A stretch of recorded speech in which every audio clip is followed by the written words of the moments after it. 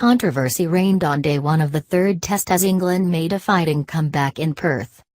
Trailing 20 in the series, England needs to at least draw to keep the series alive heading into the Boxing Day test in Melbourne.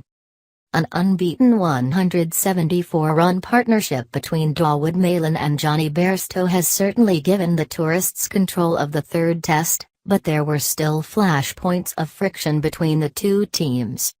Here are all the big talking points from day one at the WACA. Aussie spin great Stuart MacGill has launched an extraordinary attack on the entire DRS system after yet another referral furore.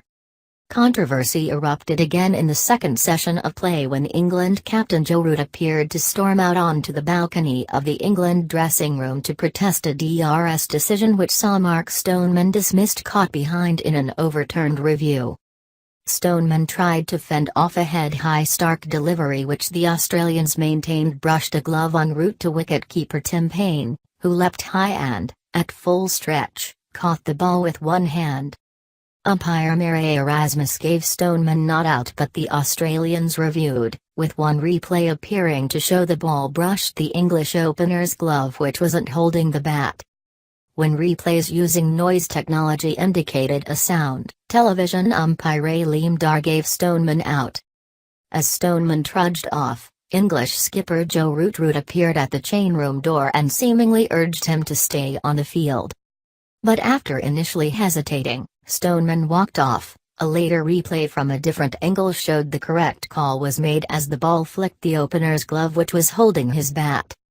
Root was joined on the balcony by assistant coach Paul Collingwood after Stoneman had begun to walk back out onto the field before Aussie captain Steve Smith was seen talking with the umpires and giving Stoneman a long-range send-off by pointing him straight back to the sheds. The speed at which Dar made his decision to overturn the on-field not-out decision has been heavily criticised by Ashes commentators. While Dar clearly made the correct decision, the evidence available to him at the time of the decision was far from certain, and the premise of his job is only to overturn the on-field decision if there is compelling evidence to do so. MacGill said it was wrong for Dar to make that decision when the only evidence he witnessed was inconclusive. He labeled the hastiness of Dar's decision arrogant. Only after significant analysis and 10 minutes of heavy scrutiny are we able to find evidence of the ball potentially flicking the glove, MacGill wrote on Twitter. The decision made by the third umpire was hasty and arrogant. If you can't see it, don't give it out. Hanscom still averages 47.34 in Test cricket.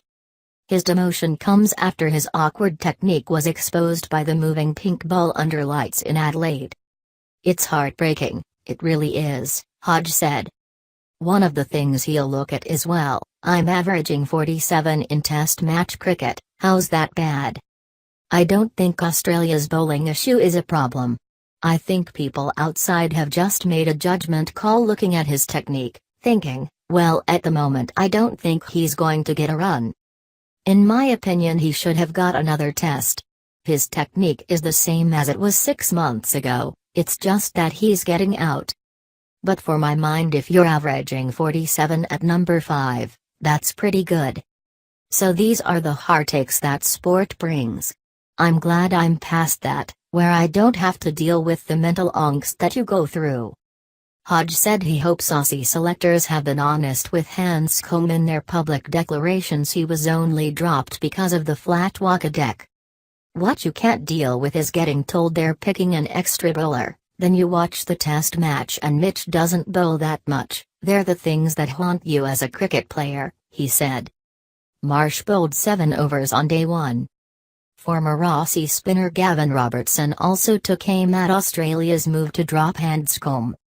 Hanscom failed to pass 50 in the first 2 tests and looked visibly shaken by England's James Anderson, prompting former Aussie opener Michael Slater to declare he was gone in the head. But Robertson said the fact Australia was 2-0 up in the series was grounds to keep the 26-year-old in the side.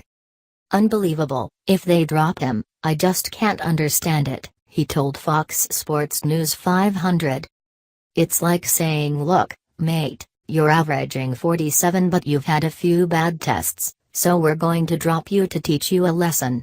Mitchell Marsh's return to the Test arena didn't quite go to plan, but it appears Australia got it right. England at the Waka ground.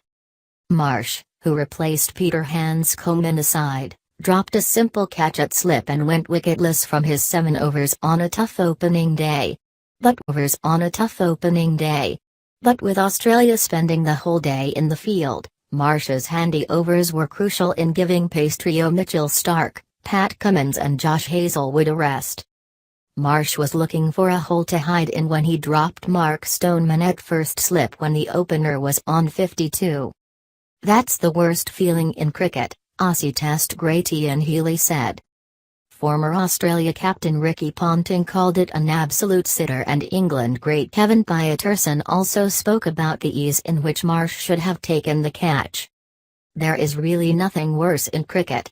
You know the cameras are going to come back on you," Pietersen told the Nine Network. "There is nothing you can do about it.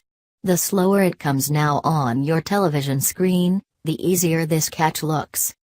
It looks like an absolute soda. Real time it's a little bit harder than what you have seen there, but it should have been caught." Luckily for Marsh, Stoneman made only 4 more runs before being controversially given out caught behind via the DRS system. Marsh, who underwent a shoulder reconstruction earlier this year, was handed the ball in the 50th over. And his ability to reach speeds approaching 140 km/h troubled England's batsmen at times. His best delivery was a Yorker that would have crashed into Johnny Bairstow's stumps, if not for a late inside edge. The 26-year-old has been in hot form for the bat during the domestic season, and he'll aim to carry that form into the Test arena on what looks to be a batter-friendly Waka deck.